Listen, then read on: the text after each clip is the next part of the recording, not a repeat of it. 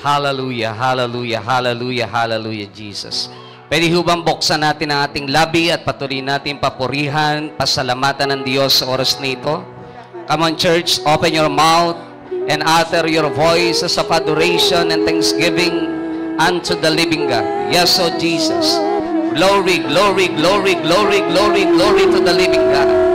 Yes, O Lord, we exalt your holy name, O God. We worship you in spirit and in truth, O God.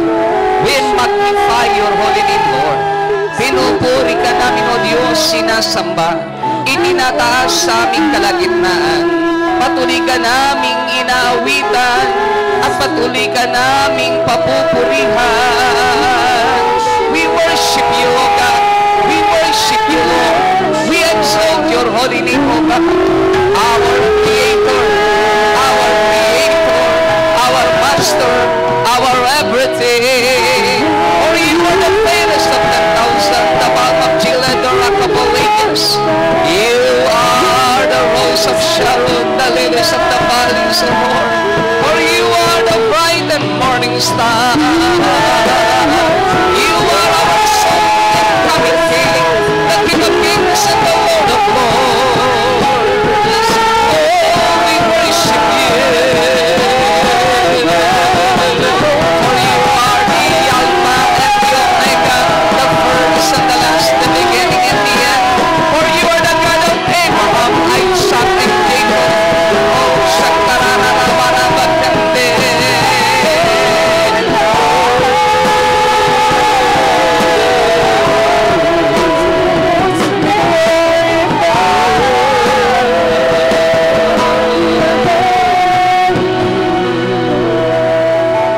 I stand within your presence, longing for your touch. This is our earnest prayer, O God, this morning. Compare to one day in your courts. Hold me now and never, ever let me go. My Jesus, my precious Savior. Here I stand for the last time, church. Here I stand within your presence, longing for your touch. 1,000 days cannot compare to one day in your courts. Hold me now and never, ever let me go. My Jesus, my precious Savior. Itaas natin lahat ang ating kamay. Iisa lamang, Panginoon, ang aming hangarin at naisin ngayong pong umagang ito. Ang minsan pa'y mahipo mo ang aming buhay ng iyong kapangyarihan, ng iyong presensya, O Diyos. And this morning, O God, ipinagkakatiwala po namin sa iyo ang oras nito. Banal na Espiritu Santo, ang aming dakilang guro at tagapagturo. Malaya ka pong kumilos sa aming kalagitnaan. Move in your own special way, touching everyone's heart, everyone's soul, everyone's spirit, O God. And allow us, O Lord, to experience once again, O God, your mighty move, the special move of the Holy Spirit in our midst, O God. Allow us, Lord, once again, O God, to be touched by your awesome power. To be touched by your awesome power. By the anointing power of the Holy Ghost. Ang umagang ito'y pinagkakatiwala po namin sa iyo. Malaya ka pong kumilos sa aming kalagitnaan. As we stand before you, acknowledging the truth that apart from you, we can do nothing. As you cleanse our hearts, our minds, our soul, our spirit, sa lahat po na nagparumi sa aming buhay, hugasan mo kami ng iyong banal na dugo. At ang dalangin po namin, O Diyos, kami damitan mo ng damit ng katuwiran ng aming Panginoong Hesus, upang ang lahat sa amin, O Diyos, ay maging karapat-dapat. Not because of our own righteousness, but because of the righteousness of our Lord Jesus Christ. Maraming pong salamat. Let the power of your word continue to manifest in our midst, O God.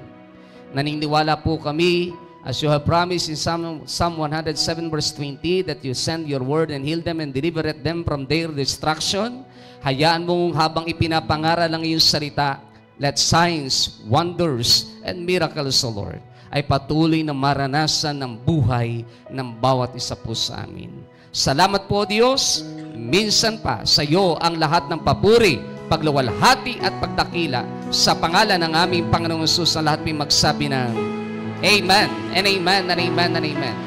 Ibigay ho natin ang pinakamalakas na palakpak sa ating pong Diyos sa buhay. Come on, church.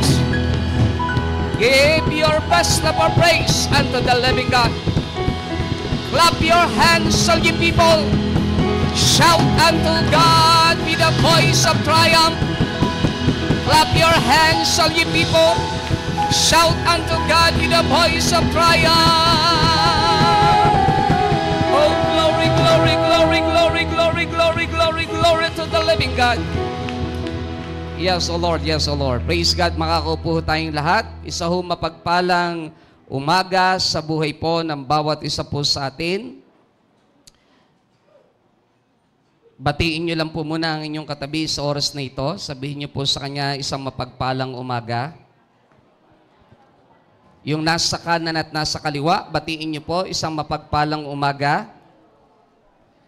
At pakisabi nyo din po sa kanya na huwag ka muna mag-iingay, makikinig ako mabuti. Pakisabi ho sa kanan at sa kaliwa, huwag munang maingay. Sabihin niyo po sa kanya, huwag muna kayong bubulungan. Kasi ho, ang atin hong topic ay medyo may pagkakaunting teaching approach. Kaya po, medyo ho mahaba ito, pipilitin ho natin na matapos hanggang 2:00 ng hapon. Okay ho ba kayo doon? Parang bigla ho kayong nalungkot. Hindi ho, babawiin ko na ho. Hanggang 1:00 na lang. Malungkot ho kayo eh. Ang atin hong tema pa rin sa month of... teka lang ho Parang hindi ko yata na ipasa ang aking teaching sa man. Ang atin hong pinakatema sa month of March, ano nga po ulit? Ano ho ang ating tema? Revival. Ano po? A call to absolute obedience. Ayan, dumarating na.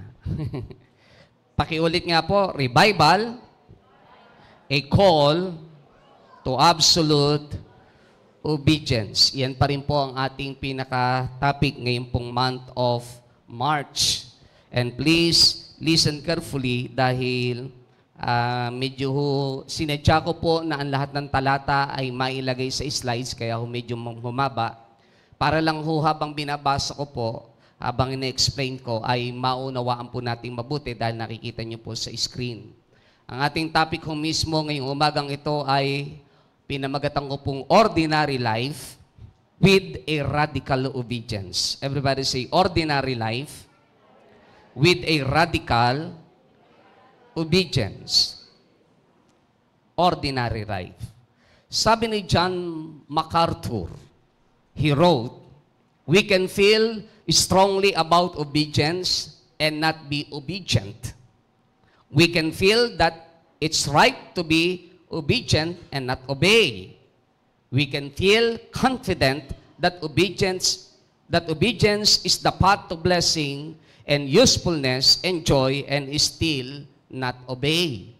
Pwede po pala yun ang sabi ni John MacArthur. Pwede palang nararamdaman natin ng matibay, ng malakas, na dapat tayo sumunod pero hindi pa rin tayo masunurin while listening ng Word of God. Pwede rin pala na we can feel that it's right to be obedient, na tama, na dapat tayo maging masunurin pero hindi pa rin tayo sumusunod.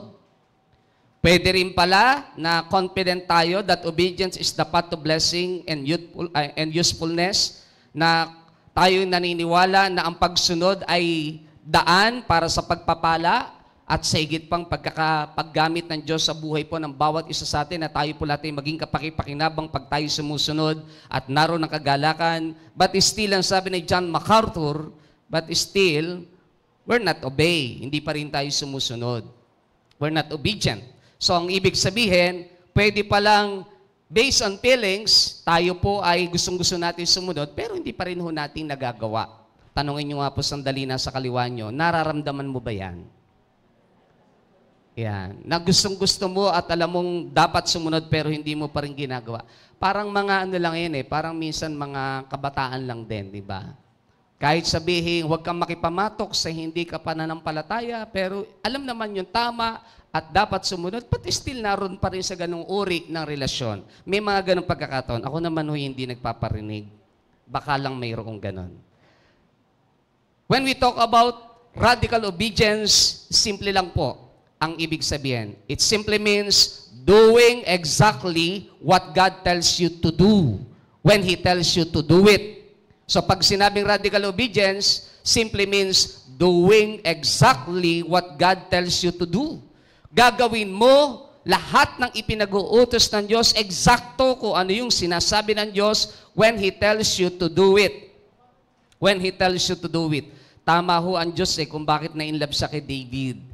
Because in Acts 13:22 na laging kinuquote ng ating spiritual director ang NIV translation, after removing Saul, He made David their king. God testified concerning him. Listen carefully, wala ho sa slide. Ang nagpapatotoo mismo ay ang Diyos. God testified concerning him. I have found David, son of Jesse, a man after my own heart. Bakit tinawag na a man after my own heart? Kagaya ng puso ko ang puso ni David. Bakit tinawag na ganon? Listen carefully. Because he will do everything I want him to do. He will do everything I want him to do. Dahil gagawin niya ang lahat ng bagay, no less, no more, lahat ng bagay, madalas yung ina-expound nito ng ating spiritual director ang gagawin ni David na pagsunod na binanggit dito everything. Hindi many things or hindi ko ano lang yung gusto niyang gawin, kundi lahat ng sinasabi ng Diyos, gagawin niya. Kaya na-inlove ang Lord sa Kanya. So, when we talk about radical obedience, simply means doing exactly what God tells you to do when He tells you to do it. Delayed obedience is still disobedience. Yung ngayon ipinagagawa ng Diyos sa iyo pero bukas mo ginawa, still disobedience pa rin. Disobedience pa rin ang tawag doon. Yung ipinagagawa sa iyo ng Diyos, yung bagay na yon na kagad narinig mo tinig niya narinig mo small still voice niya, pero hindi mo pa rin ginawa, still disobedience kahit gawin mo bukas sa makalawa o sa isang linggo. Dahil ang pinakamahalaga, kung mahalaga sa Diyos yung timing Amen. So, pwede ba sabihin natin lahat? Timing.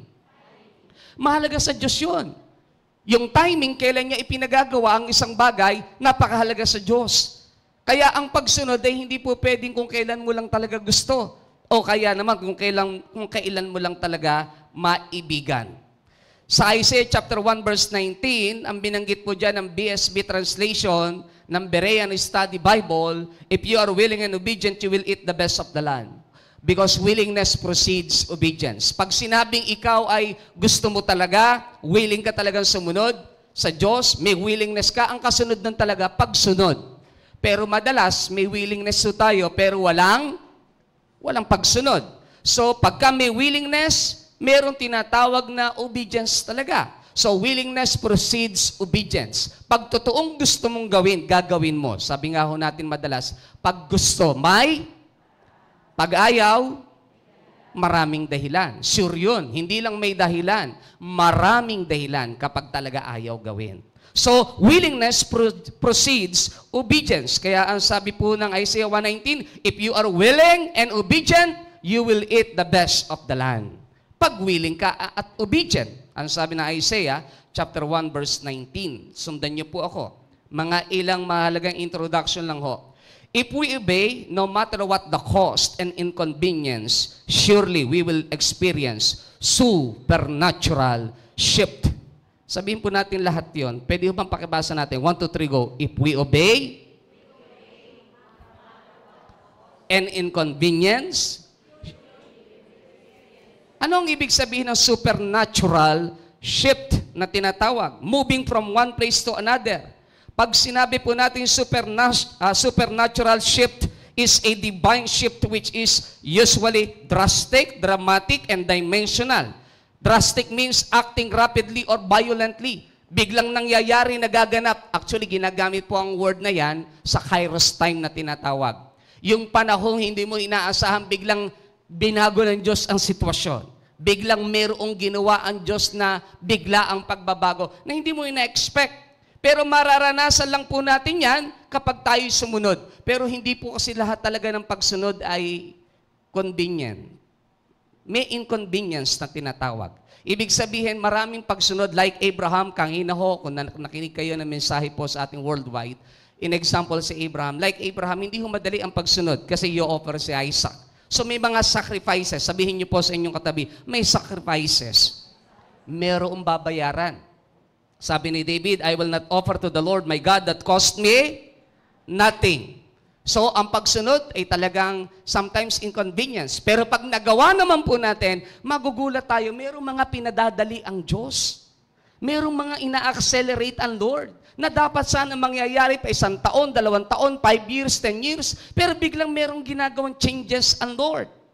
At sa bawat changes na ginagawa ng Lord, mayroong excitement. Pero meron din naman hong mga masusurprise ka. May kaakibat din po palang challenges. But it's okay. Ang mahalaga, ang Diyos ang architect ng ating buhay. Amen? Siya ang nag-orchestrate ng lahat ng bagay. We surrender all or we surrender nothing. There is no conditional surrender in the kingdom of God. We are either for Him or against Him. Ang sabi ng Matthew 12:30, we are either all in or left behind. Why? Sabi ng Matthew 12:30, whoever is not with me is against me, and whoever does not gather with me scatters. Yung hindi sa akin o hindi ko kakampi, yan, magkakalat talaga yan. Pero yung kakampi ko, hindi laban sa akin yan. So, sa Diyos, walang tinatawag na conditional surrender in the kingdom of God. It's either against ka sa Lord or hindi ka against sa Lord. Sabi ng Matthew 7:18-20, a good tree cannot bear bad fruit, and a bad tree cannot bear good fruit. Every tree that does not bear good fruit is cut down and thrown into the fire. Thus, by their fruit you will recognize them. So, may bungang tinitingnan. Kaya ang pagsunod sa Diyos, makikita mo talaga, you will know them by their fruit. Sino ba talaga sumusunod at hindi? Tingnan nyo po yung nasa kanan nyo naman ngayon. Mamaya yung nasa likuran. May bunga po ba yan? Anong uri ng bunga mayroon? We are either all in or left behind. Hindi kasi po pwede na nasa gitna ka ang pagsunod ho talaga, hindi ho po pwedeng parang bukas o sa makalawa. Wala hong ganun Walang mga pataan, walang delayed. Sabi ng John 14, verse 15 ng Holman Christian Standard Bible, if you love me, you will keep my commands. Pagmahal mo ako at iniibig mo ako, susundin mo ang aking mga salita. Doon sa Luke 14:25-27 ng Holman Christian Study Bible o Standard Bible, now great crowds were traveling with him, so he turned and said to them, if anyone comes to me and does not hate his own father and mother, wife and children, brothers and sisters, yes, and even his own life, he cannot be my disciple. Yung tao na hindi kayang iwanan ang lahat ng bagay at iibig ng higit, ang context po ay pag-ibig ng higit. Ibig sabihin, hindi masama magmahal ng asawa, ng anak, ng mahal sa buhay. Dapat lang ho. Pero pag higit na, at ang Diyos ay pumapangalawa na lang, ang sabi ni Jesus, kapag higit rin niyang mahal ang kanyang buhay, He cannot be my disciples. He cannot be my disciples. Alam niyo po, sa pagdilingkod po natin, marami tayong madidiscover. May mga tao na kapag ang pinag-usapan na po ay personal na kapakanan, kaya ho makipag-compromise for the sake lang na ma-preserve ang mga benefits o mga bagay na mayroon sa kanya. Pero ang tunay na Kristiyano, hindi po pwede. Ang totoong sumusunod sa Diyos, hindi pwede makipag-compromise. Andyan pa ho ba tayo? Kahit mawala ang lahat, kaya tayong buhayin ng Diyos. Yung iba, takot na takot. Kaya hindi makatayo sa katotohanan, nakita niyo po sa gobyerno. Kaya maraming hindi makatayo sa katotohanan at maraming kurap. Hindi kayang mabuhay ng walang dayaan. Kasi maraming mawawala sa kanila. Lalo na yung mga nasanay na may 100,000 sa bulsa kada araw.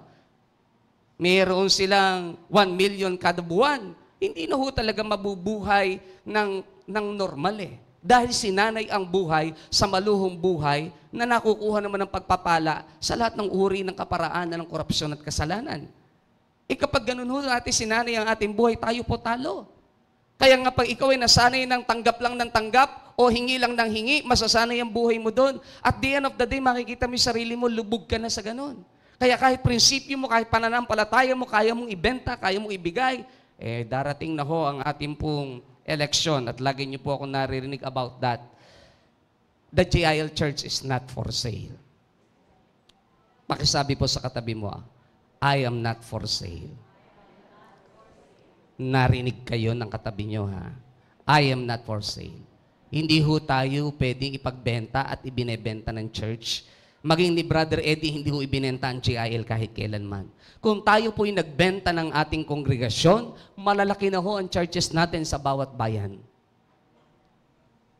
May kanya-kanya na ho tayong sarili-sariling lupa dahil yun ang agreement.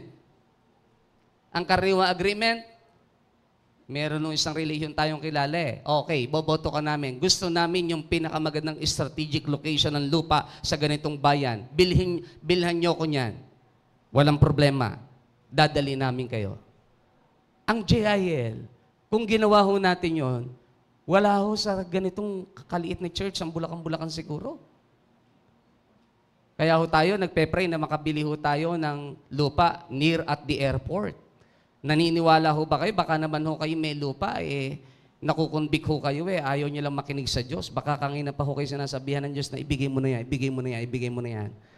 Baka ho mamaya, minsan masarap sumunod sa leading ng Holy Spirit, naroon ng kagalakan Amen? Pero pag naging madamot ka, nagugulat ka, maraming nangyayari hindi tama. Dahil meron palang leading ang Lord sa iyo, hindi mo ginagawa kailangan natin ng lupa near at the airport. Dahil gusto ho nating makapagtayo ng isang church ng GIL na kung saan, paglipad ho ng pag-take off ng airplane at pagbaba ng airplane, makikita ho nila na may GIL church sa bayan ho ng Bulacan-Bulacan. Na kahit ang Class A, Class B ay pwedeng dumalo dahil maipagmamalaki yung church. Amen? Palakpakan ho natin sandali ang Panginoon.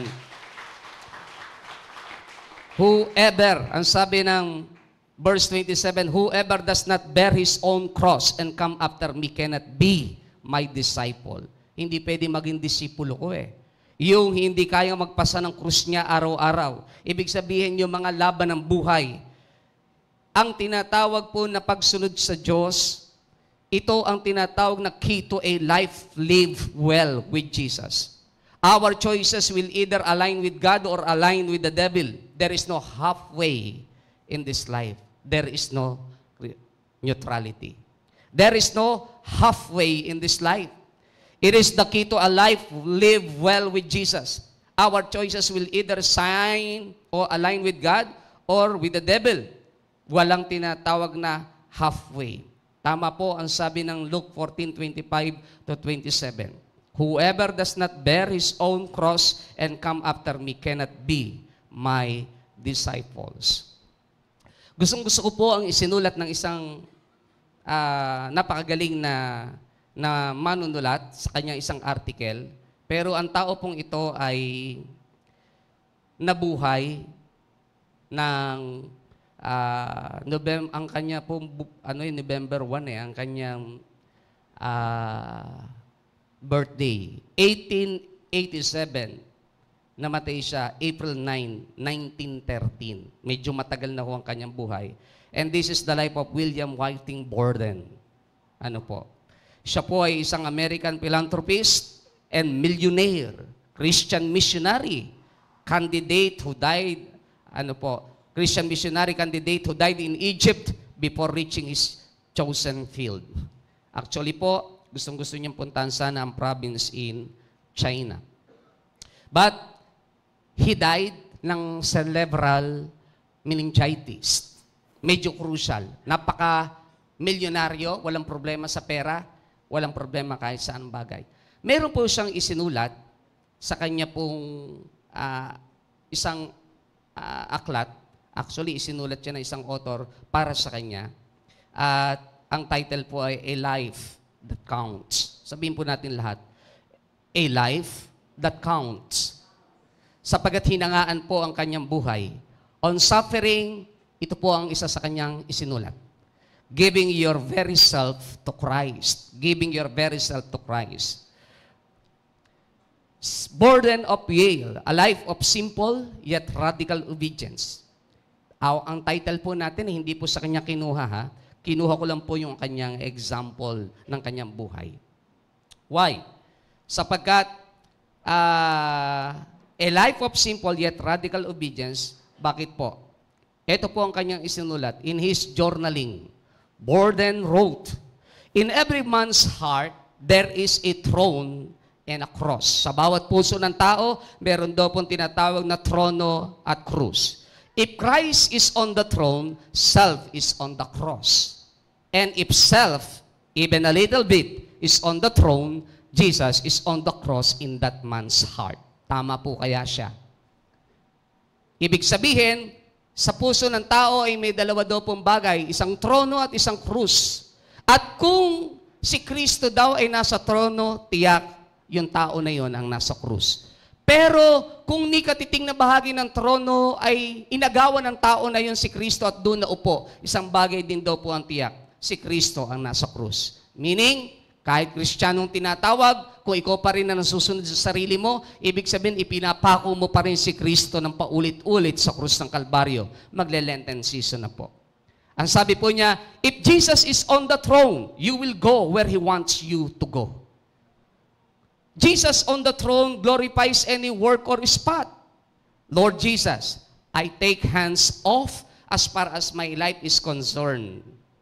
I put Thee on the throne in my heart. Change, cleanse, use me as Thou shalt choose. Sabi ho ng page 933. Sabi ni Borden, if Jesus is on the throne, you will go where He wants you to go.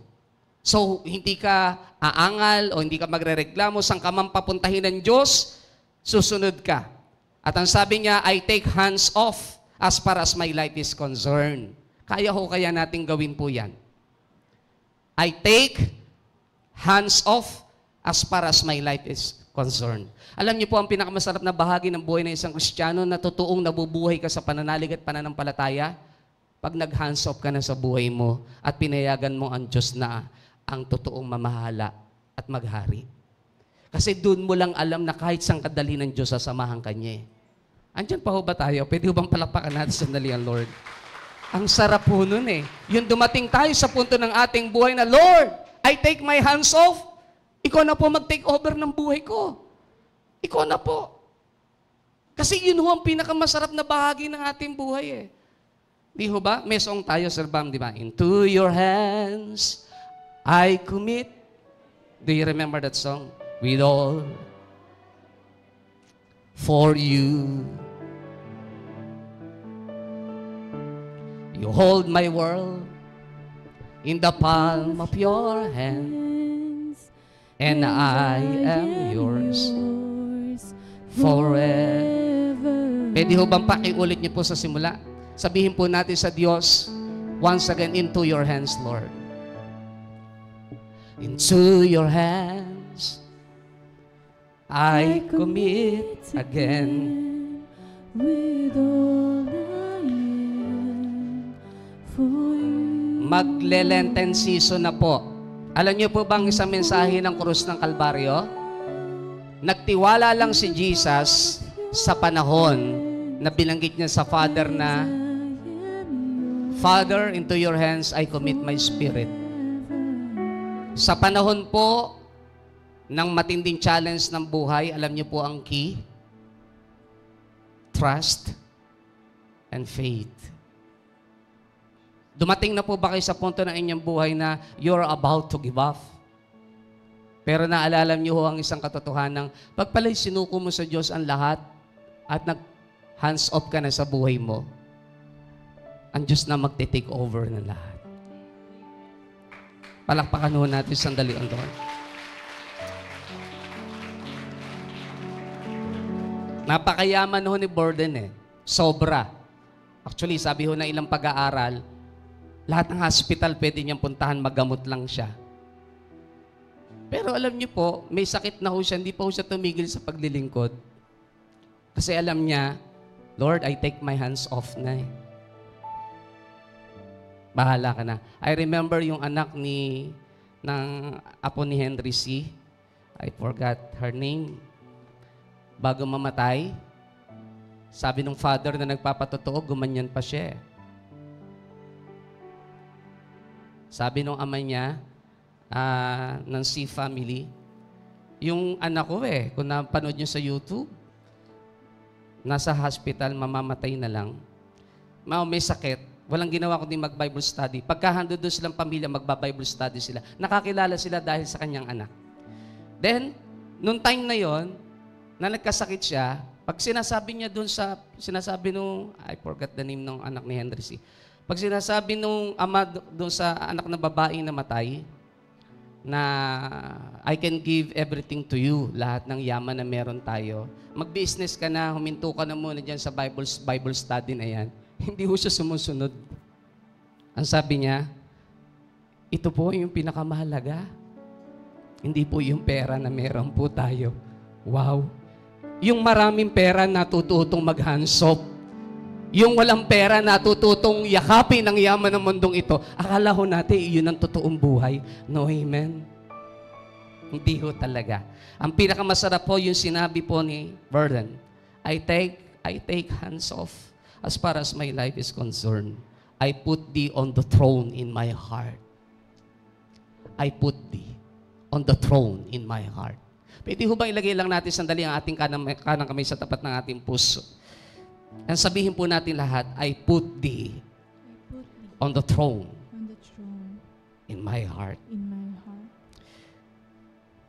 Ang sabi po niya, I will go where He calls me to go, and when He calls me to do it, I will trust Him to make a way and abide with Him through the process. Kasi dumaan po siya sa matinding challenge ng buhay. Do you remember si Job? Natatandaan niyo po, nang dumaan po siya sa matinding pagsubok. Una, ang sabi ni Satanas, kaya lang naman nandiyan at nananatili kasi kompleto ng blessing yan. Ang sabi sa Lord. Pero hindi natukso si Job. Nawala ang kanyang mga anak, lahat ng ari-arian, lahat nawala. Pero dumating yung time, nagpapasumpa na sa kanya yung kanyang asawa. Ito po ang sagot ni Job in Job chapter 2 verse 10. That is Job's theology. Sumagot si Job, nagsasalita ka ng walang kabuluhan. Kasi ang sabi ng kanyang asawa, sumpain mo na Diyos mo.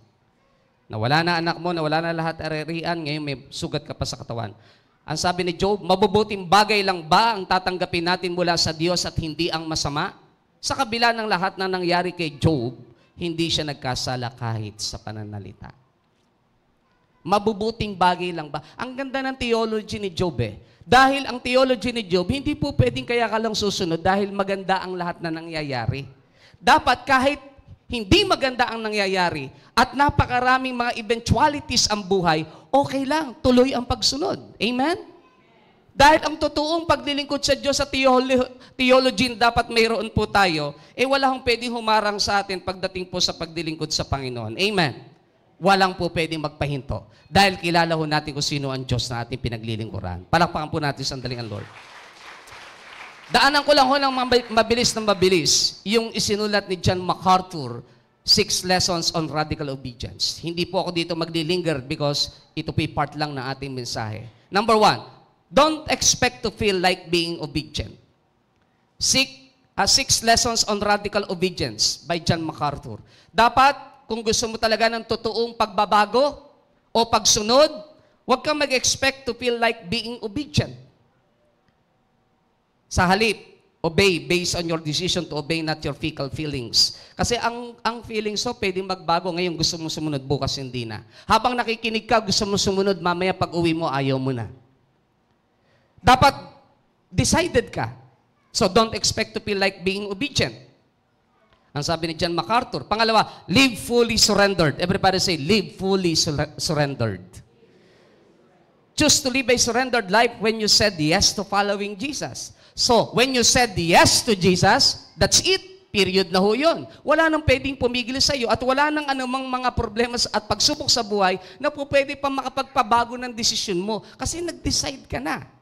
So live fully surrendered to Jesus. Pangatlo, ang sabi po niya sa kanyang 6 lessons on radical obedience, sanctification as a part of the process.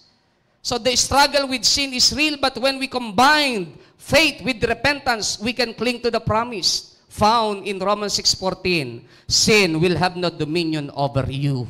Hindi ka na pwedeng pagkarian ng kasalanan sapagkat alam natin pag nagsama ang faith and repentance, ibig sabihin kung nagkakamali ka man, hihingi ka ng tawad sa Diyos pero magpapatuloy ang pananampalataya mo sapagkat ang sanctification ay may proseso sa buhay po natin. Andyan pa ho ba tayo? Madalas ko hong banggitin, meron 3 stages ang Christian life. You are justified by faith. Ano po kasunod? Sanctification process, at ang pangatlo po ay glorification process. Justification, sanctification, and glorification. Sanctification, while we are here on earth, dumadaan tayo sa mga pagsubok ng buhay na doon tayo tinatapyasan ng Diyos sa lahat ng pangit at hindi magagandang pag-uugali ng buhay. Pero pag sinabing glorification, ito po yung pagharap natin sa Kanya, we will see Him face to face as He is, at tayo pong lahat pag humarap sa Kanya, ang ating buhay, ang sabi ng Ephesians 5:27, ay radiant church, a glorious church, without spot, without wrinkles, without any blemishes, dahil ang Diyos ang nag-aayos ng ating buhay. Amen? Ang Diyos ang patuloy na nagmomolde ng ating buhay. At yun ang tinatawag na pagharap natin, naroon yung tinatawag na glorification. So may sanctification as part of the process. So it's okay kung may mga ups and down ng buhay, pero magpapatuloy dahil ang buhay ay punong-puno ng pananampalataya at ng totoong pagsisisi. Confess your sins, ang sabi po niya. Mahalaga yung paghahayag at pagtitikan ng kasalanan. Ang sabi ng James 1:14-15, we learn all of us will face temptation, we are dragged away by our evil desires, and eventually sin will lead to death. It is easy to make excuses or blame others when we sin, but as Christians, we need to accept responsibility for our wrongs, confess them, and ask God for forgiveness. So ang 1 John 1:9 ay naririyan po hindi para gasgasin, kundi naririyan para isa pamuhay na anuman ang uri ng kalalagayan na meron tayo at pagkakamali, with all your heart, with all our heart, we have to confess our sins. Amen? Panglima, sabi niya sa kanyang 6 lessons on radical obedience, build a habit of obedience. Everybody say, habit of obedience. So, mahalaga po yun, na kahit nahihirapan po tayo, gawin nating habit, gawin nating pagsunod. Para lang pong devotion yan o reading ng Word of God. Subukan nyo po na hindi nyo gawing habit, hirap na hirap ang loob nyo magbasa. Andyan pa ho ba tayo? Pero yung pakikipagtawanan nyo po, pakikipag-video call nyo po sa cellphone, sa messenger, sa tumatagal ho ng ilang oras. Pero magbabasa lang ng 10 minutes, talagang inaantok ka. Totoo yun, dahil ang demonyo is real. Andyan pa ho ba tayo? Sabi mo sa katabi mo, ang demonyo, totoo. Kaya pag hindi mo ginawang habit yon, ano mangyayari sa'yo? Magugulat ka, hirap na hirap ka. Mag-pray nga lang, hirap na hirap ka. Bakit? Hindi mo naging habit Sabi mo sa katabi mo, nagpe-pray ka pa ba? Build a habit of obedience. Panganim, sabi niya, don't let failure be an option. Ang ganda po niyan. 6 lessons on radical obedience, don't let failure be an option. Huwag mong papayagan na ang kabiguan ay maging bahagi ng pagpili ng buhay mo. Dapat ang pinipili natin lagi, tayo po lahat ay matagumpay. Sabi ng Romans 8:37, we are more than conquerors. We can do all things through Christ who strengthens us. Amen? Sabi na Philippians 4:13, lahat tayo kaya natin gawin ang lahat ng bagay dahil sa kaloob na lakas na bigay ni Kristo. We can do all things through Christ. Amen? Palapakan natin sandali ang Lord. Don't let failure be an option. So, when we say yes to God, yes na po yun at hindi magbabago yun. Okay, simulan ho natin ang pag-aaral. Pastor, nasa introduction ka palang pala. Yes po. Ordinary life with a radical obedience. Habang pinapag-aralan ko po ang mensaheng ito, please listen carefully dahil magbabasa ko tayo ng talata ng Biblia para maintindihan natin. The life of Ananias o Ananias in the Bible. Dalawa ho sila. Si Ananias na asawa ni Sapphira, Ananias, at si Ananias na isa ho, one of the disciples of our Lord Jesus Christ. Acts chapter 9, 10-19, please listen carefully. in Damascus, there was a disciple named Ananias. The Lord called him in a vision. Ananias, yes, Lord, he answered. The Lord told him, go to the house of Judas on Straight Street and ask for a man from Tarsus named Saul, referring to Paul, for he is praying. Si Pablo during the time ay nagpe-pray after ng kanyang pagkabulag, pagbagsak niya sa kanyang kabayong sinasakyan nang ma-meet niya si Jesus. Mamaya babalikan natin yung part na yon. In a vision, he has seen a man named Ananias come and place his hands on him to restore his sight. Tingnan niyo po si Paul nagpe-pray o si Saul nagpe-pray during the time, nakita niya sa vision na mayroong Ananias ang pangalan sa lugar na yon na siya yung magpe-pray sa kanya. At ang Lord kinausap mismo, imagine that, si Saul nagpe-pray, ang Lord ang kumausap mismo kay Ananias, go to that man, ipag-pray mo siya, and restore his sight. Verse 13, Lord, Ananias answered, take note, I have heard many reports about this man and all the harm he has done to your holy people in Jerusalem. Narinig ko po ang dami pong ginawang mali nito. Ang dami po nitong ginawang hindi tama sa mga Kristiyano na nasa Jerusalem. And he has come here with authority from the chief priest to arrest all who call on your name. Alam ni Ananias na si Pablo bago maglakbay, kumuha ng authority para ipakulong ang lahat ng Kristiyanong darat na niya sa Jerusalem o maging doon sa going to road of Damascus. He has come to here with authority from the chief priest to arrest all who call on your name. Ang sabi ni Ananias. But the Lord said to Ananias, go to this man. Go. This man is my chosen instrument. This man is my chosen instrument to proclaim my name to the Gentiles and their kings and to the people of Israel. Take note, inireveal ng Diyos ano ang calling niya at pagkakatawag niya kay Saul. Go! This man is my chosen instrument to proclaim my name to the Gentiles and their kings and to the people of Israel. I will show him how much he must suffer for my name.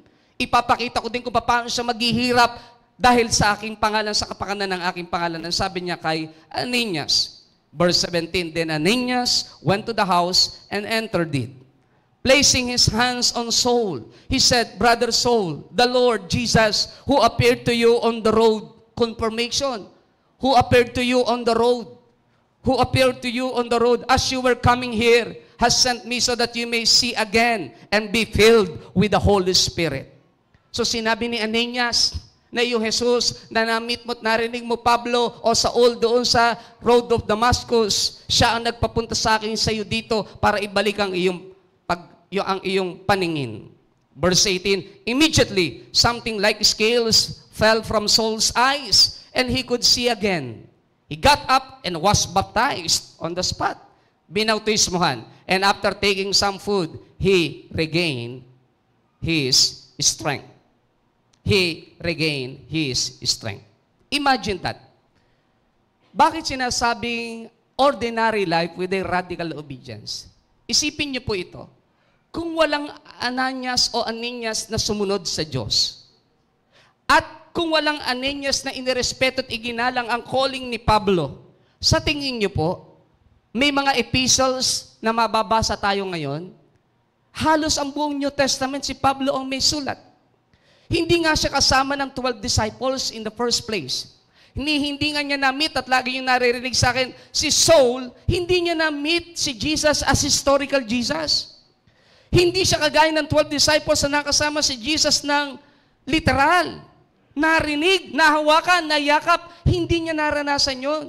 Ang naranasan lang ni Pablo ay marinig ang tinig ng isang exalted and resurrected Christ on the road of Damascus. At nung tinatawag siya, sabi niya, yes, sir, who are you? Yes, who are you, sir? Ang tanong niya, ano sabi niya? Ano sabi ni Jesus? I am Jesus, the one whom you are persecuting or persecuted. Narinig lang niya. Gusto ko pong sagutin natin ang mga tanong ito. Am I willing to hear God's voice to believe God when it comes to the purpose and callings of others? Am I willing to hear God's voice? To believe God when it comes to the purposes and callings of others. Dahil ito ang unang ginawa ni Ananias. Naniwala siya sa Diyos na kumakausap sa kanya na ang taong pupuntahan mo itinawag ko. Pwede nga maging magaling sa'yo. Pwede nga mas the best sa'yo. Tinawag ko siya. Ang tanong, am I willing to hear God's voice, to believe God when it comes to the purposes and callings of others? Ang bawat Kristiyano, dapat ito nasa puso eh. Radical obedience na kahit iba ang malalagay sa highlight, kahit iba ang nasa spotlight, kahit mas magaling sa'yo, it's okay. Ang mahalaga, sinunod mo ang Diyos kung ano pinapagawa sa'yo. Napakagandang tanong, am I willing to hear God's voice, to believe God when it comes to the purposes and callings of others?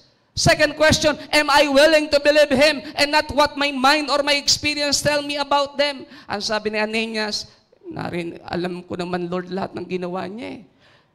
Nagpunta nga siya dito para ho talaga saktan at ipakulong lahat ng Kristiyano. Sino maniniwala kaagad-agad sa kanya in paraphrase na totoong Kristiyano siya? Actually, if you will study the context, if you will study the life of Saul, na later on ay naging Paul, 3 years, hindi siya pinaniwalaan ng mga disciples in the Council of Jerusalem.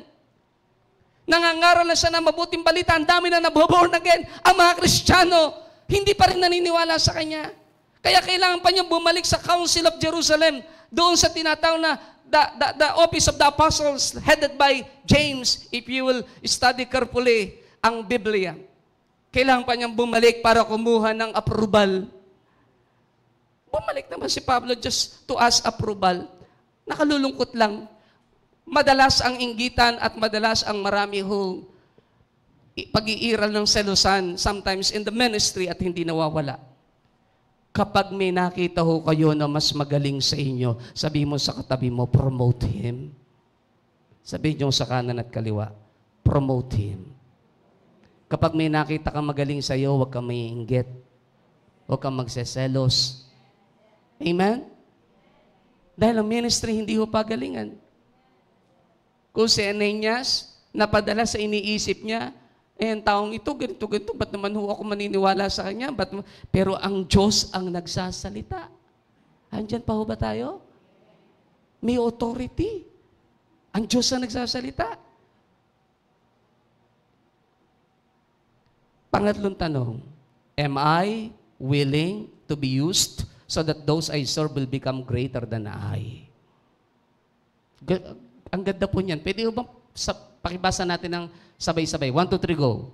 Am I willing to be used so that those I serve will become greater than I? Willing ba tayo? Handa ba tayo na sumunod sa Diyos na yung mga pinaglilingkuran natin isang araw sila higit kaysa sa atin? Si Jesus hindi ho nag-isip ng ganun. Si John the Baptist hindi ho nag-isip ng ganun. Actually, sabi ng John 14 verse 12, greater works than I do shall he do also.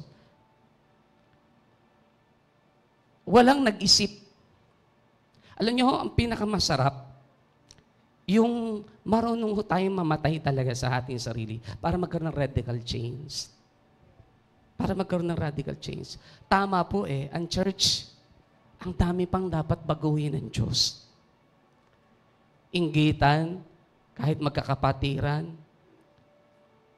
nagtagumpay yung isa, naiinggit ka. Malaki sweldo ng isa, naiinggit ka. Be content for what you have. Hebrews 13:5, letter A. Because God says, He promised, I will never leave you nor forsake you. Ganda ho ng topic ni Pastora Joby nung magturo siya. Hindi ba lagi niya pinagdidiinan? Ang pinakamahalaga, presence ng Lord. Nangako na nga ang Diyos I will never leave you nor forsake you. So, hindi mahalaga kung ano yung merong ang kapwa mo, ano ka pa man. Ang mahalaga, kasama mo ang Diyos. Amen? Palakpakan natin sa Lord.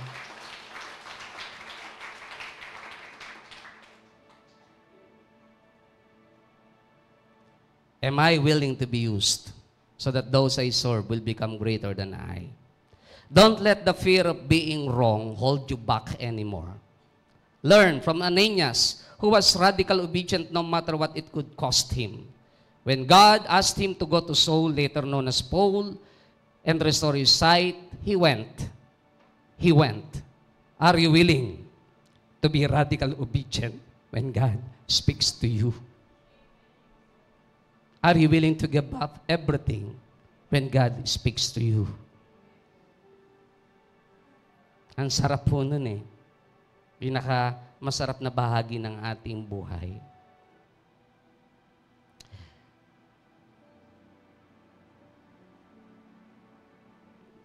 Do you remember that song, Sir Bam, At the Cross? Pwede ba awitin lang natin yung chorus?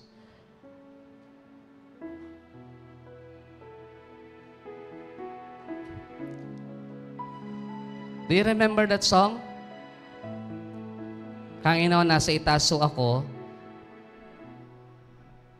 ang word na malinaw sa akin ay, let us go back once again to the cross. Kasi doon ho, walang magmamalaki, mamamatay tayong lahat eh. Walang mainam, walang magaling, walang sikat. Pag bumalik ka sa krus ng Kalbaryo, alam mo, patay ka sa sarili mo eh. So, mawawala ang lahat ng bagay na pwede mo ipagmalaki. Kasi alam mo kung nasaan kang lugar. Mag-i-start ho ang ating program dito. We will change the worship untold into a night for God. On April 5. Tama ba ako? 6? 5 ba? 5. April 5. A night for God. Alam nyo ho, habang pinag-iisipan ko ho yung title, nagko-commune ako sa Lord. Ano, Lord? Why a night for God? Binigyan ako ng Lord ng team, Bethel, a better place. Uulitin ko po. Bethel, a better place. Doon ho inayos ng Diyos ang buhay ni Jacob. Nang nakikipag-communion siya sa Lord, bumabalik ka doon sa krus. Aayusin ng Diyos yung buhay mo doon. Pwede ko bang palakpakan natin yung isang Lord? Sabay-sabay ho tayo. At the cross I bow my knees, where your blood was shed for me. There's no greater love than this. You have overcome the grave. Your glory fills the highest place. What can separate me? At the cross, I bow my knees. At the cross, I bow my knees. Where your blood was shed for me. There's no greater love than this. You have overcome the grave. You have overcome the grave. Your glory fills the highest place. What can separate me now? You tore the veil. You made a way. When you said that it is done, you tore the veil. You made a way when you said that it is done. I pray na ang Lord ho ay mangusap sa puso ng bawat isa sa atin, maging ng mga kapatiran nating susubaybay sa ating YouTube channel. Ordinary life with a radical obedience. Tingnan natin ang buhay ni Mary. In Luke chapter 1, 26-27, kabisado ho natin itong mga talatang ito, storing ito, pero babalikan lang ho natin. In the 6th month of Elizabeth's pregnancy, God sent the angel Gabriel to Nazareth, a town in Galilee, to a virgin pledged to be married to a man named Joseph. So, betrothed na po siya. Betrothed to Joseph. A descendant of David. The virgin's name was Mary. Mary was greatly troubled at his words and wondered what kind of greetings this might be. Kasi nung puntahan siya ng anghel, binati ho siya. But the angel said to her, "Do not be afraid, Mary, you have found favor with God." In verse 29 to 32. Do not be afraid, Mary, you have found favor with God. You will conceive and give birth to a son, and you are to call him Jesus.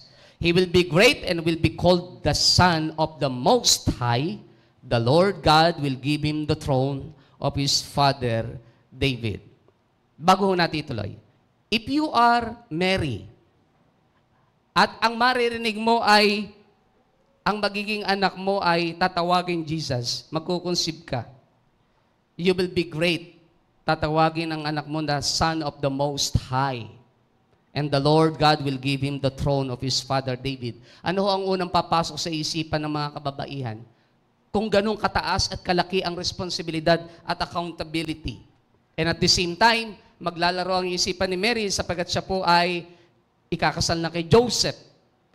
Ang tanong nga ay saan ba at paano ba manggagaling at magmumula ang bata at paano magaganap? Tanong lang ho tayo ng mga ilang talata. But ang sabi ng verse 38, I am the Lord's servant. Mary answered, may your word to me be fulfilled. Then the angel left her. Sabi ni Mary, okay, I am the Lord's servant. Mary answered, may your word to me be fulfilled. Nung tinatanong niya, how come in paraphrase, the Holy Spirit will conceive a child in your womb. Ang Holy Spirit ang magkokos na si Jesus ay maipanganak doon sa iyong sinapupunan. Napakahirap isipin kung paano mangyayari. Kung di ka magtitiwala sa Diyos na nagsugo sa anghel, parang ang hirap isipin, paano mangyayari talaga magdadalang tao ang isang babae nang walang pakipagsiping sa isang lalaki? Napakahirap isipin at napakahirap arukin. Ganun pa man, dahil si Mary, as a servant of God, willing to obey, ang sabi niya, I am the Lord's servant. Mary answered. Pwede ba sabihin po natin lahat yon? I am the Lord's servant. Ang ganda ho ng salitang iyon. Ako ay lingkod at alipin ng Diyos. So meaning, there is no room for Mary to say no. Only yes. May your word to me be fulfilled. Sa ibang translation, be it unto me according to thy word. Doon po kinuha yung song na yun eh. Be it unto me. Do you remember that song ni Don Moen? According to your word, according to your promises, I can stand secure. Curb upon my heart, the truth that sets me free.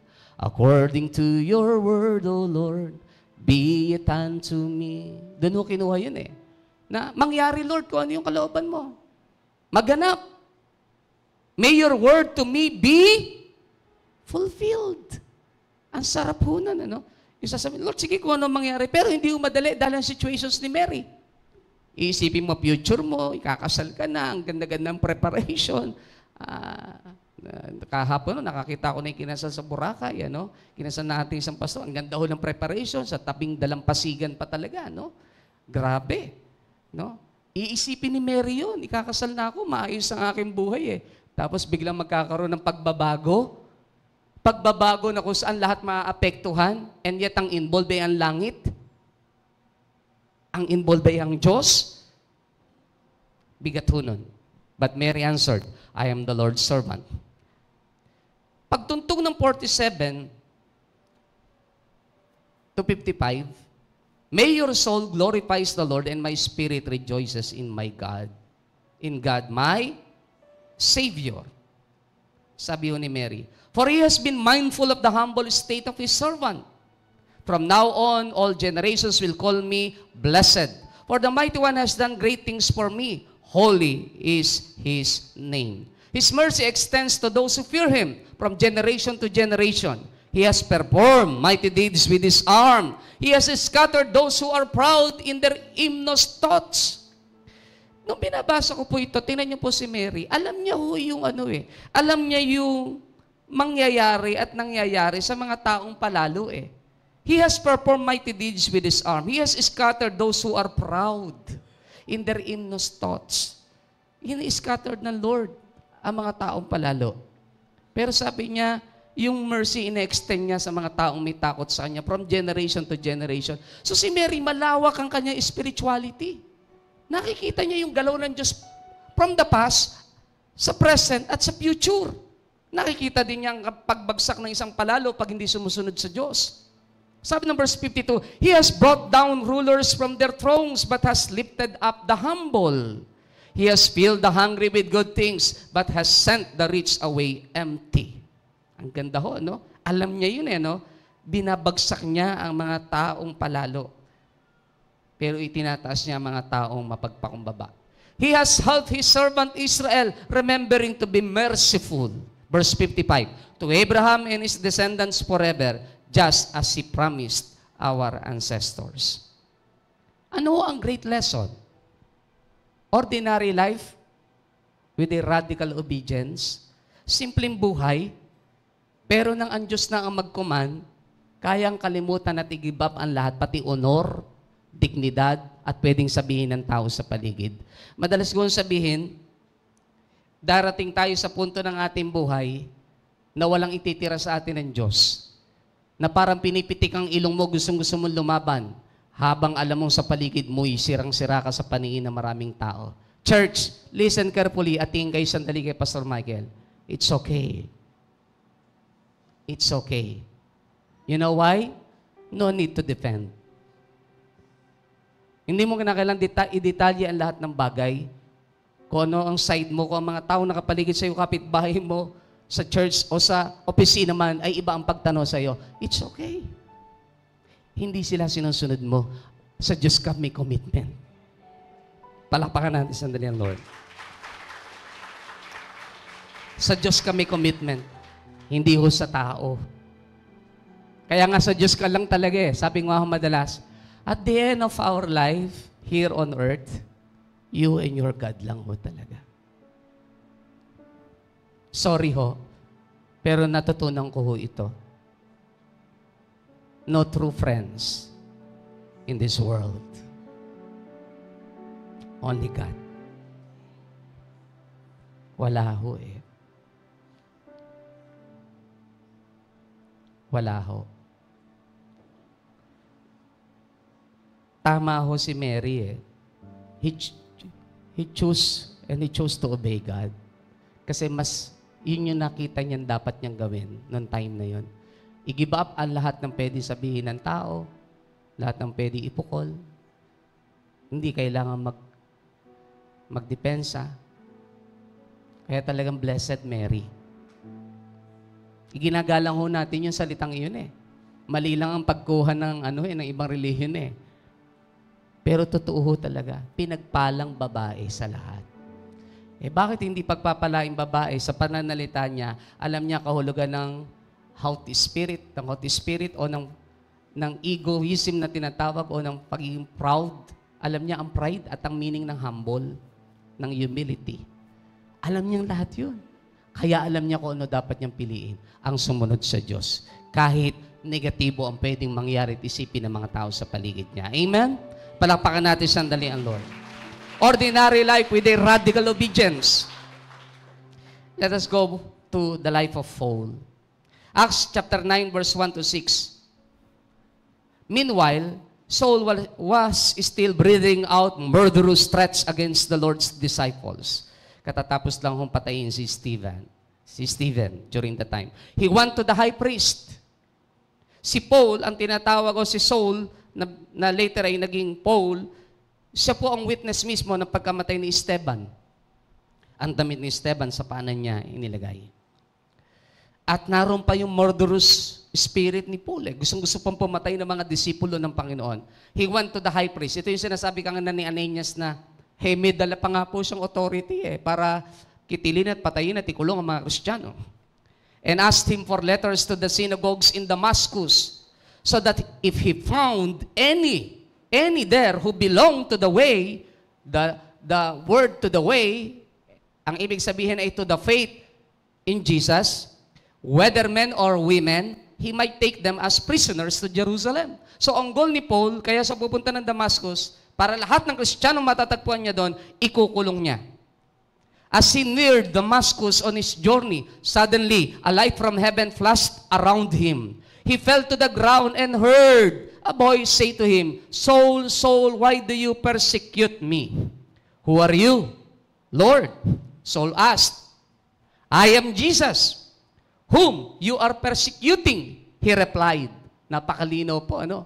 I am Jesus, whom you are persecuting, he replied. Now get up and go into the city, and you will be told what you must do.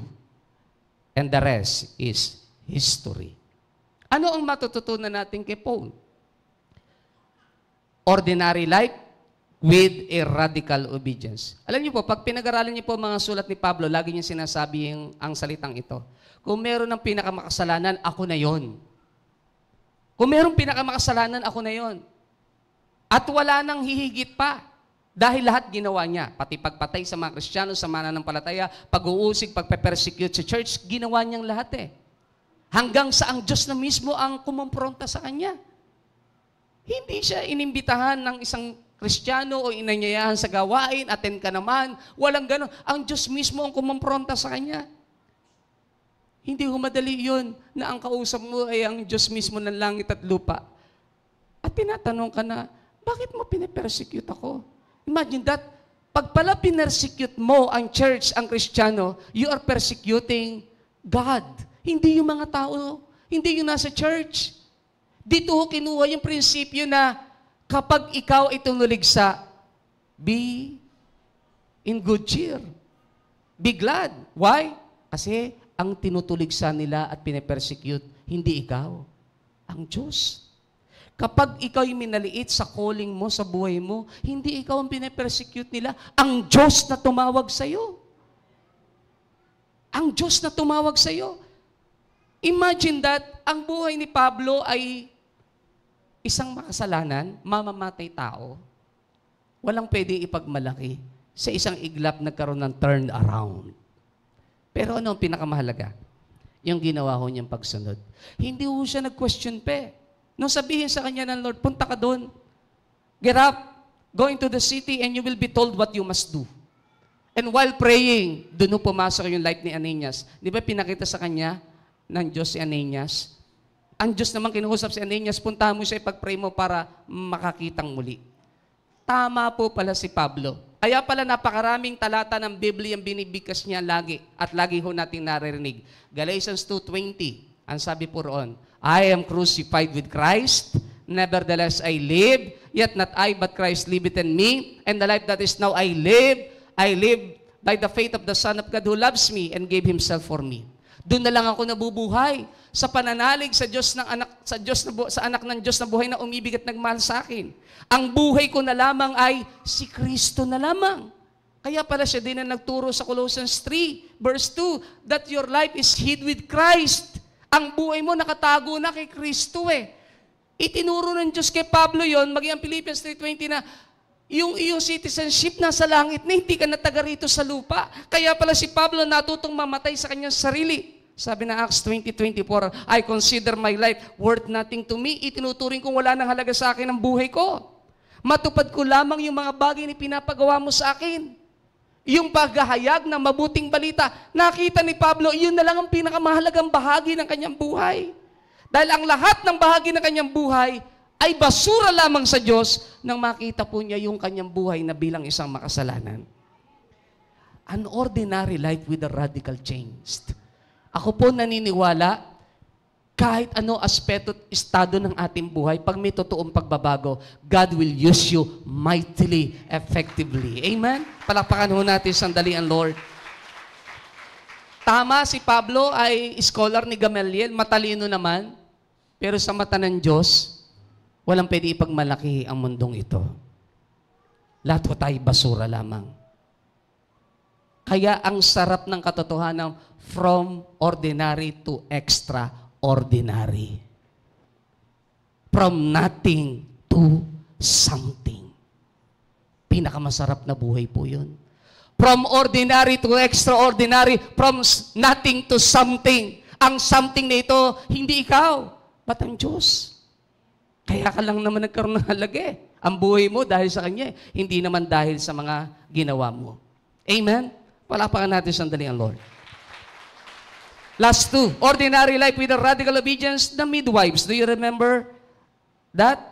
In Exodus 1:15-21, listen carefully. Babasahin ko po. The king of Egypt said to the Hebrew midwives, whose names were Shiphrah and Puah, when you are helping the Hebrew women during childbirth on the delivery stool, if you see that the baby is a boy, kill him. But if it is a girl, let her live. Kapag nakita niyong lalaki, patayin niyo. Pag nakita niyong babae, buhayin niyo. Dahil ito yung time na natatakot na ang mga Egyptian na parami ng parami ang mga Hebrew. At kapag dumami ang mga Hebrew boy, ang mga Hebrew male, ang mangyayari, matatakot sila, baka i-overcome sila nito at sila ay pamahalaan nito. At nagalit ang Pharaoh at gusto niya ipapatay ang lahat kasi ayaw nilang sila ay dumating ang panahon sila ay maging alipin.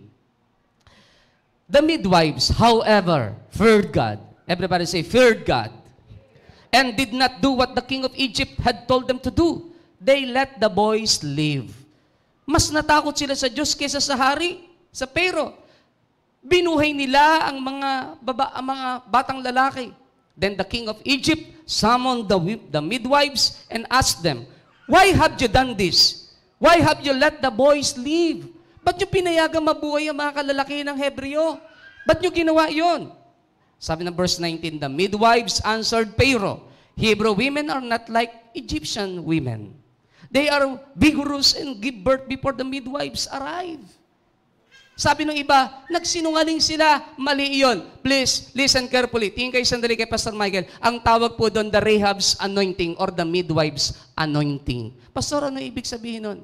Kapag cause of God, kapag cause of the kingdom of God ang involved, dapat alam nating lumaro sa mundong ito. Andyan pa ho ba tayo?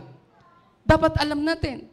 Naalala ko yung isang ninong namin sa kasal, na lamang siya ay nagsishare ng Word of God at na lamang may may missionary sila, meron silang na gawain ng mga Bible study, mga lihim, pumapalakpak sila, hindi nag-aabot ng kamay eh. Kaya napakapalad nyo dito eh. Pag kayo pong malakpak, tipid na tipid kayo, putulin kaya ng Diyos ang kamay natin. Palakpak, ganyan lang ho, hindi nag-aabot ang kamay. This is the day, this is the day. Eh, imagine that yon. Kung may makakakita sa iyo, para kang timong at timang. Di ba? Nahuli ho siya. Sabi niya, siya ho ay nasa Aramco, ang laki ng sweldo. Sabi ho sa kanya ng government, mamili ka, i-stay ka namin dito, stay ang position mo, walang problema, hindi ka uuwi.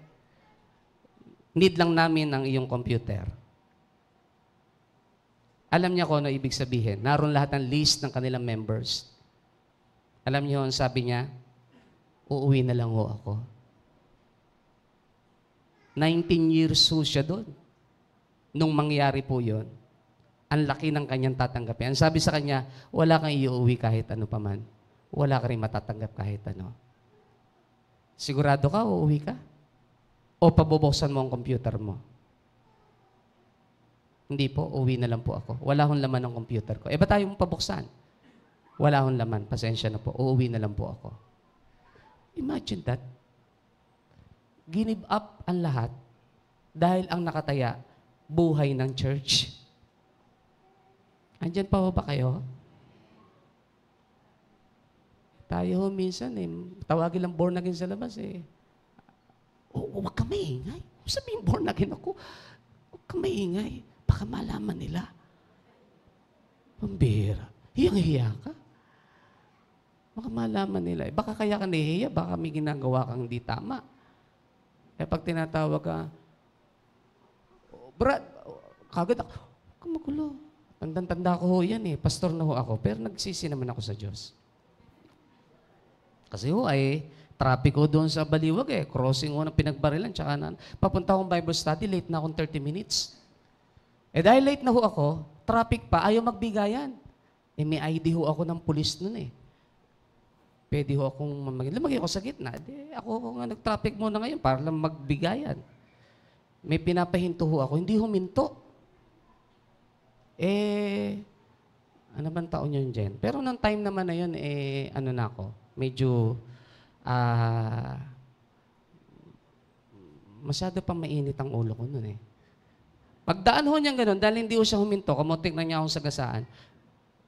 Huwag niyo na, naka-live pala ako, no? Totoo nangyari ito, pero nagsisigo sa Lord eh. Kasi ramdam ko, nag-grip ko ang Holy Spirit. Kaya lang, yung angat ho nung kanang pa ko ho na yung pagdaan ho sa akin. Bago ho yung sasakyan eh. Sira ho yung kanyang pintuan sa driver seat, driving seat. Bigla siyang hinto, baba siya. Naku, si Pastor Michael, walang natatakutan kahit gaano kakalaki. Yung lapit ko na yan, sige Brad, ano gusto mo? Huwag kang magsasalita ng mali. Dito pa lang, bubuwal ka na. Wala naman ako kahit ano. Sabi niya, sorry sir. Sige, go. Kala mo lang ng katawan eh. Go. Pero sira ko yung sasakyan ako. Humingi ko ng tawa sa Lord pag nasira ko yung sasakyan. Sabi ko, sa susunod kasi marunong kayo sumunod. Sabi ko, kaya nagkaka-traffic, hindi kayo marunong sumunod eh. Sumunod, 2 FB naman sa galing ng kabanatuan. Ayaw sumunod, pinatabi ko, hinarang ko katawan ko. Sige, tuloy mo. Tumabi ka dyan. Hindi ka alis dyan. Ganun ho ako nung araw eh. Tapos nung pag ganun ni tricycle, sabi, sakay ako. Tapos biglang may nakakilala sa akin, siguro na,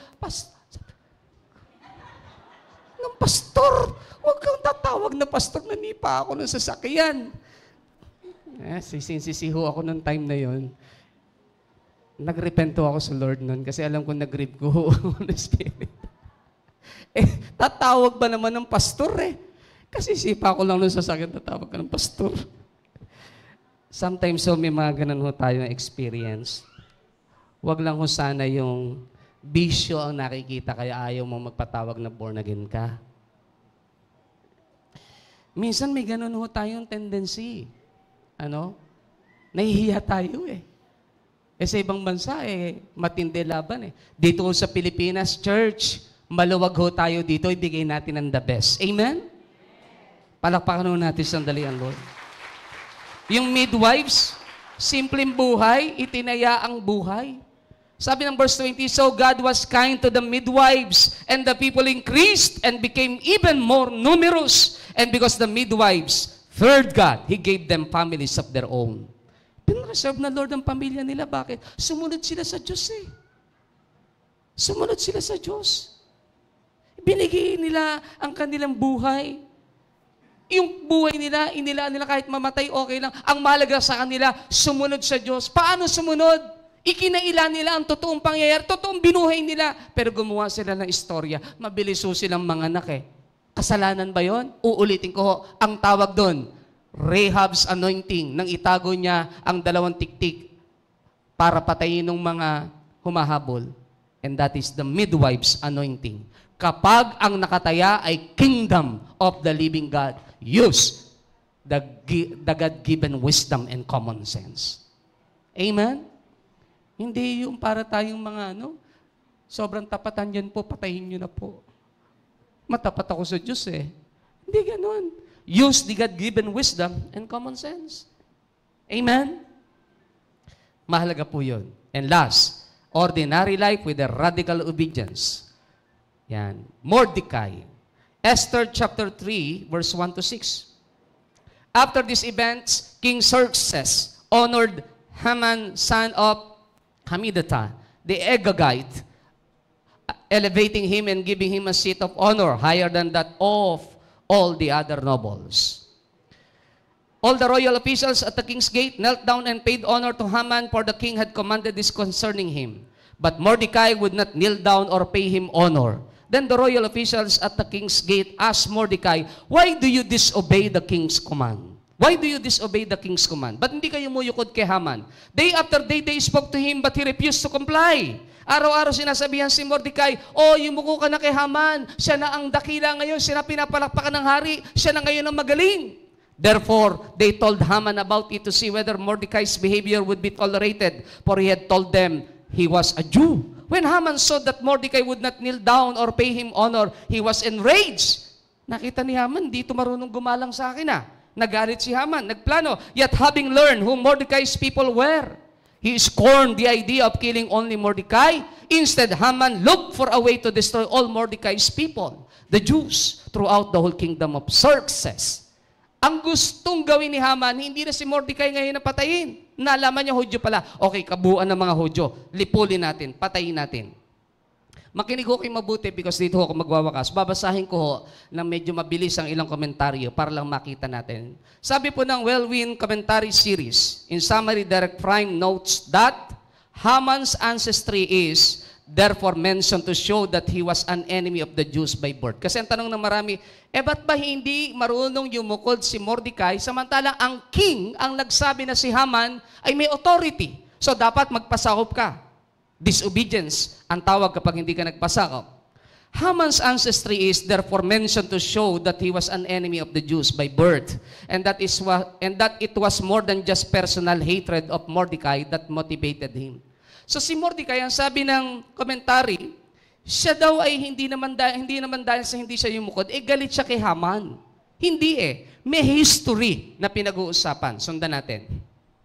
Kay J. Vernon, Mac G writes that it is not likely that either Hitler or Haman or contemporary anti-Semites are cognizant of or pay much attention.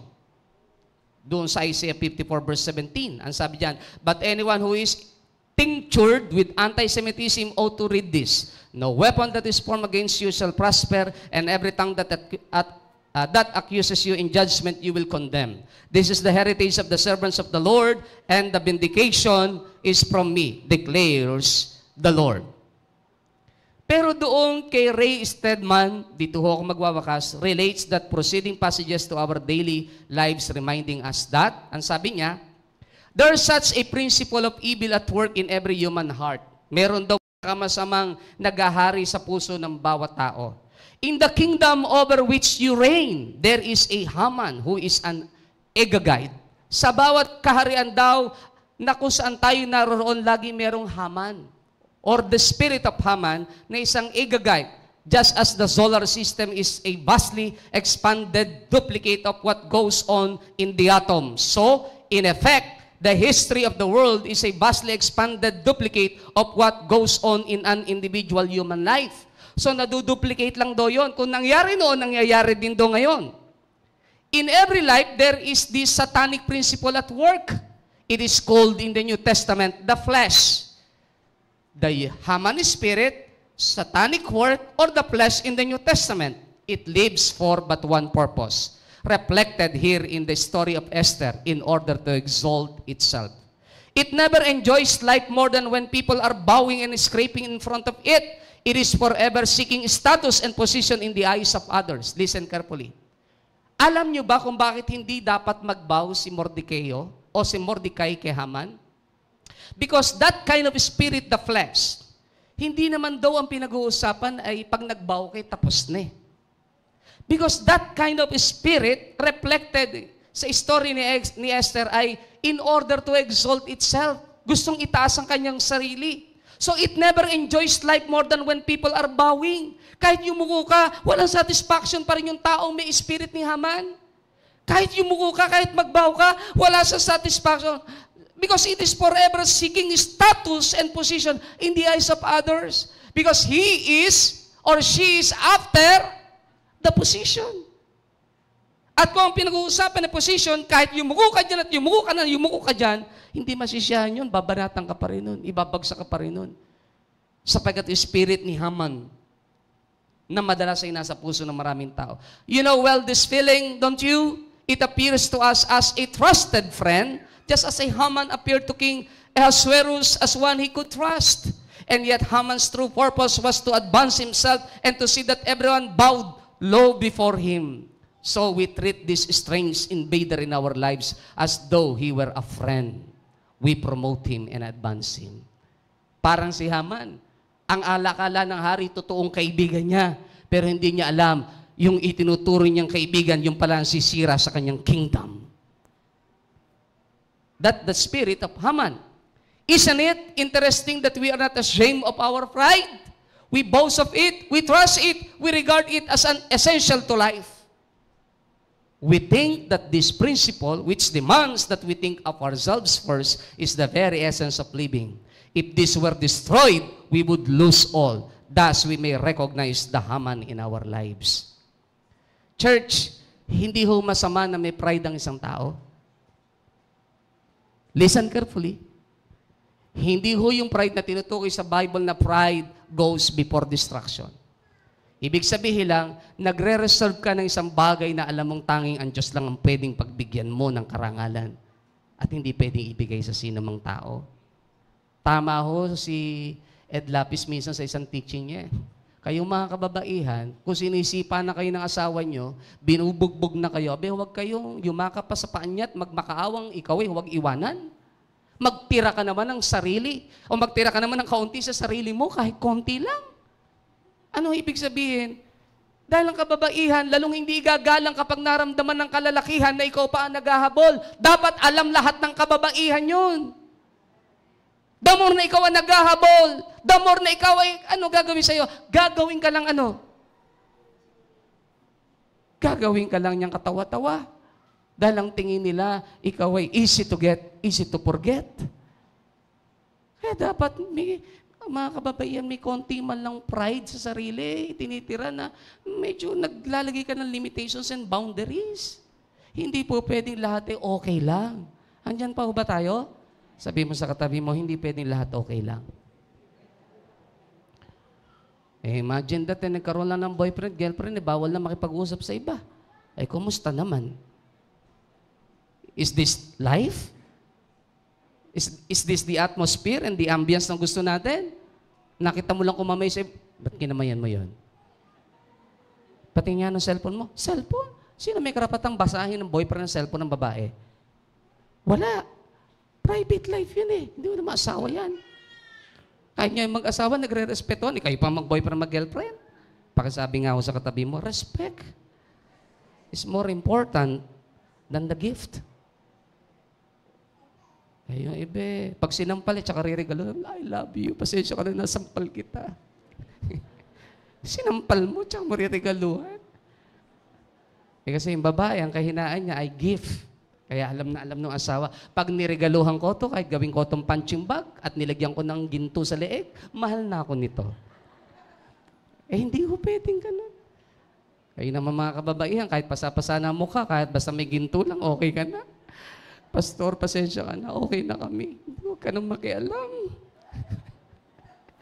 Pagka nagkakaproblema, Pastor, tulungan mo po kapag nakikialam ka na at namamagitan ka na, Pastor, wag na po. May ginto na po eh. Ay, nako. My beloved brothers and sisters, mahalaga din nagtitira ka ng konti sa sarili mo for your God, not for yourself. Amen? Not for yourself, but for your God. Sabi ni Mordecai, hindi pwede eh. Kalaban siya ng Diyos. Ang spirit niya, in paraphrasing, ay spirit na lalanusin at uubusin, iwawipe out ang mga Hudyo. Dahil galing sa kay Agagite na binuhay ni Haring Saul nang hindi sumunod si Saul in 1 Samuel chapter 15. Nang ipinapaubos ng Diyos ang lahat, itinira si Haring Agag. Nagkaroon tuloy ng tinatawag na lahi. Na istilang spirit ay i-wipe out ang Hudyo. My beloved brothers and sisters, ordinary life with a radical change. Si Mordecai, simple buhay, pwede nga niyan di itaya buhay niya. Sabi nga na isang commentator, kahit nga yapak lang at anino lang ng paa ni Haman, kayang halikan ni Mordecai kung tutuusin para lang maligtas ang kanyang kababayan. But at this point of time, ang involved ay ang Diyos niya. Pag ang Diyos ang involved at prinsipyo ng Diyos at ng Biblia ang involved, okay lang kahit kalaban mo buong mundo at mawala man ang lahat. Okay lang, church. Amen? Palakpakan mo natin ang Diyos. Tumayo po tayong lahat sa oras nito.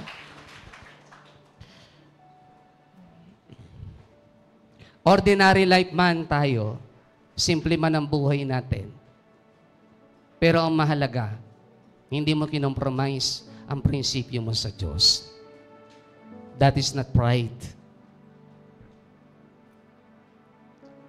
Pag ang glory ay exclusive lang sa Diyos mo, huwag mo ibibigay kahit kanino. Tumayo ho tayo kung ano dapat natin tayuan. Walang halaga ang buhay kapag ang sinang-ayunan natin ay ang mali. Walang halaga buhay. Sabi ko nga madalas, siguro ho, ang isang kahinaan ho ni Pastor Michael lagi ay ang prinsipyong iyan. Hindi ko ho kaya na sumang-ayon sa isang bagay na hindi pinapaniwalaan ng aking pananampalataya at ng prinsipyo sa pagdilingkod. At kung darating ang panahon na kailangan mag-stand, I will use the principles of one of the principles of our Bishop Brother Eddie Villanueva. Our friendship ends when my loyalty to God begins. Maghihiwalay tayo kahit magkakaibigan tayo kapag katapatan ng Diyos na ang pag-uusapan. Jesus said, if you are not with me, you are against me. Naalala niyo ang September 11 attack before I pray? During the time of President George Bush, nung pabagsakin ang World Trade Center, the Twin Tower, sinundan ko yung balitang iyon. Lahat nag-iiyakan, daming thousands of people ang nasa building, hindi pa makuha. Pentagon, binanatan, everything, lahat-lahat. Nagmi-meeting ang President sa Congress.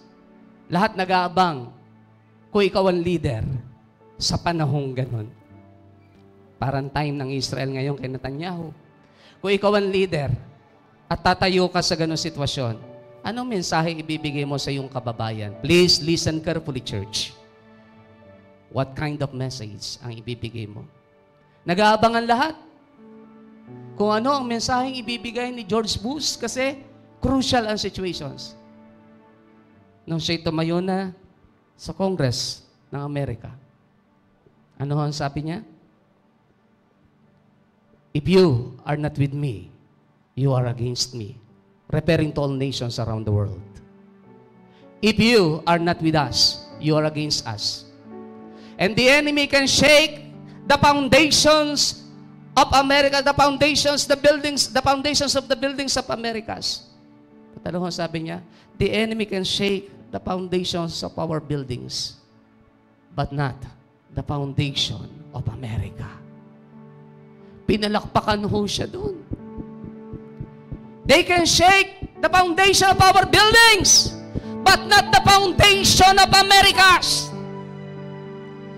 The enemy can shake everything around us, even our own life, but not the foundation of our faith, the anchor of our faith. And that is our God.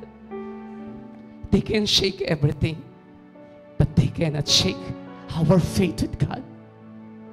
Amen, church? Radical obedience.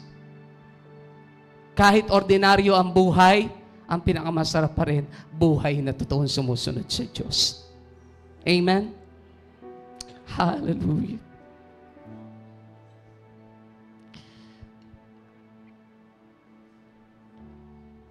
I give my all to you.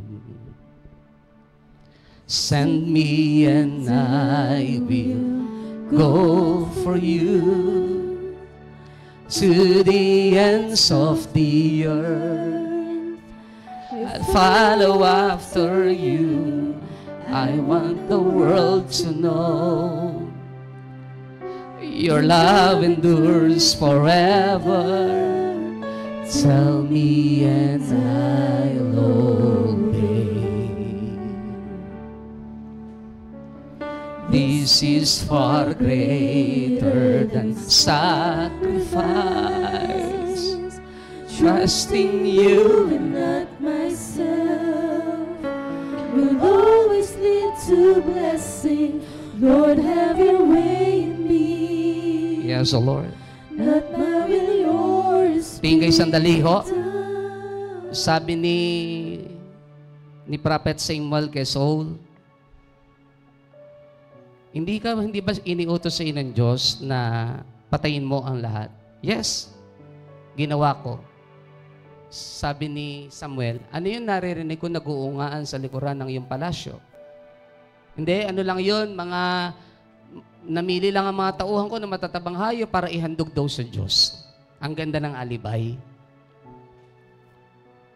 Sabi ni Prophet Samuel, at the end of the day, sabi ng verse 21 and 22, still sa huli, mahal na hari, ang pinakamahalaga pa rin pagsunod, hindi sakripisyo. Obedience is better than sacrifice. Ang ganda ho ng part ng song Tell me and I'll obey. This is far greater than sacrifice. Trusting you and not myself will always leads to blessing. Lord, have your way in me. Not my will, yours be done. Here I stand within your presence, longing for your touch. 1,000 days cannot compare to one day in your courts. Hold me now and never, ever let me go. My Jesus, my precious Savior, here I stand. Here I stand within your presence, longing for your touch. 1,000 days cannot compare to one day in your courts.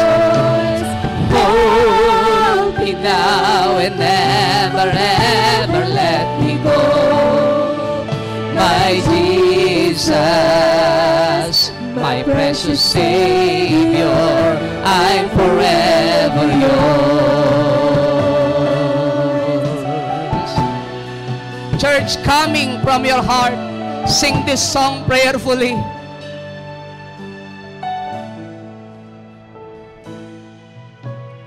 I give my all to you.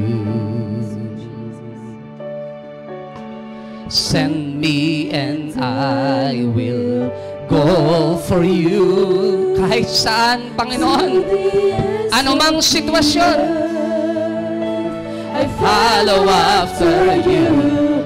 I want the world to know your love endures forever. Tell me and I'll obey. Oh, this is far greater than sacrifice. This is far greater than sacrifice. Trusting you and not myself will always leads to blessing. Lord, have your way in me. Not my will, yours be done. Here I stand within your presence, longing for your touch. 1,000 days cannot compare to one day in your courts. Hold me now and never, ever let me go. My Jesus, my precious Savior, here I stand within your presence, longing for your touch. 1,000 days cannot compare to one day in your courts. Hold me now and never, ever let me go. My Jesus, my precious Savior, here I stand within your presence, longing for your touch.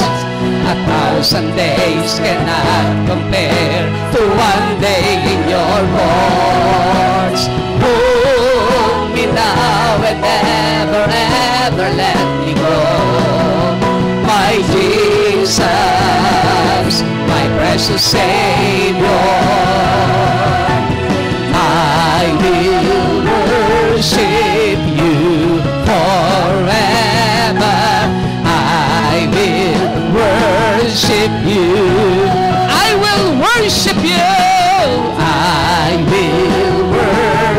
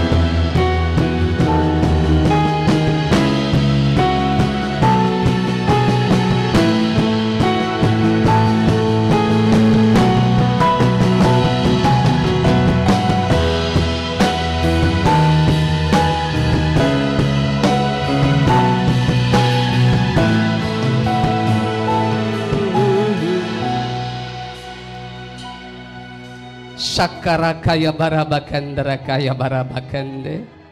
Shakara kaya barabakandara kaya barabakandara kaya barabakande. Father, I pray, let the spirit of radical obedience, O God, continue, Lord, to flow upon this place, O Lord. Lord, I pray, touch everyone's heart, O God. Ang pusong matigas ay palitan mo ng pusong masunuring. At tayuan namin ang iyong salita. Tayuan namin ang iyong mga pangako. Sundin namin ang iyong mga utos sa Diyos.